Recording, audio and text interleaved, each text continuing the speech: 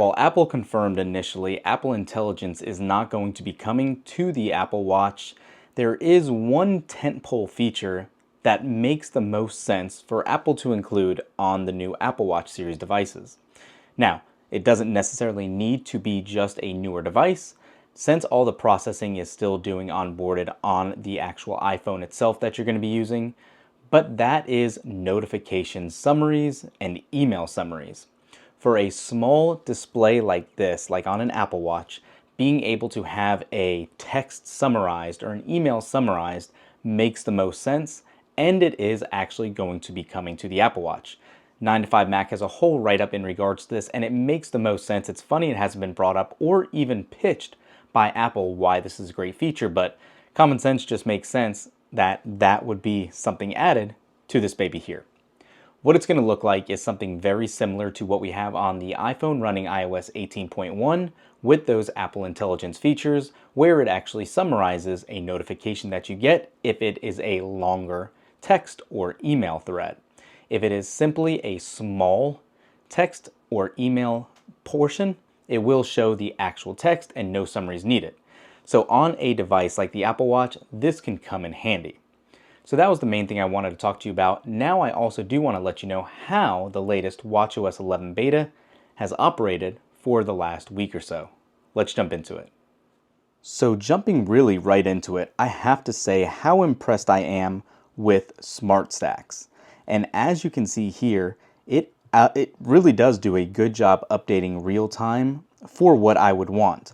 So most of the time, the Smart Stacks that have changed and updated are at the first top of the stack.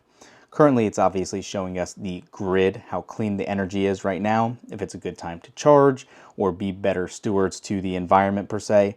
I don't really need this, and it's not really applicable to me, but it's good to see and telling you when you should and should not charge devices. State of mind for that mental app and all that. It's good. It comes up, I think, way too frequently than it might need to, but it is still good to see if you like tracking that.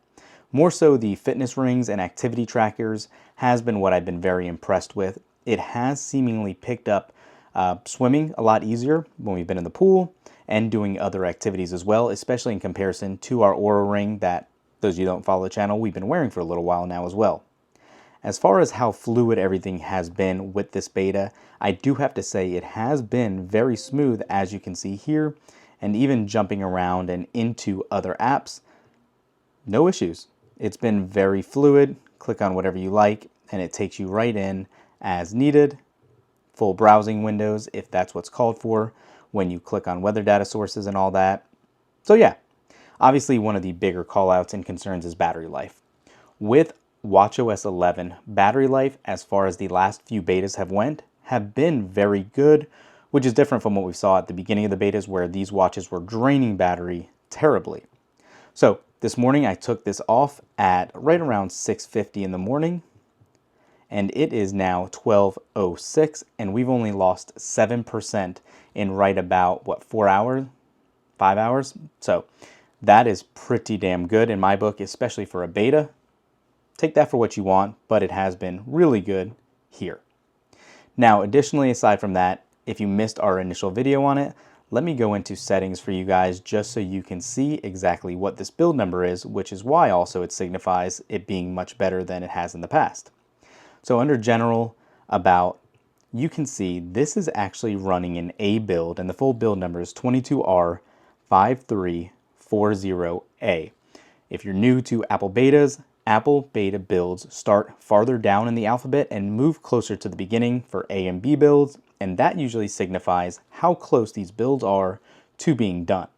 Since this is an A build, typically we would expect to see the RC or release candidate or golden master version of this as the next build. So barring any setbacks that we're not encountering and any unexpected bugs that might pull up, that is something to be aware of. This should very well be one of the final betas for watchOS 18. watchOS 11. iOS 18 also is very similar in the 6th beta and has been moving right along there as well. So having said all that, as far as release dates go, we could very easily get the RC of this within the next 2 or 3 weeks.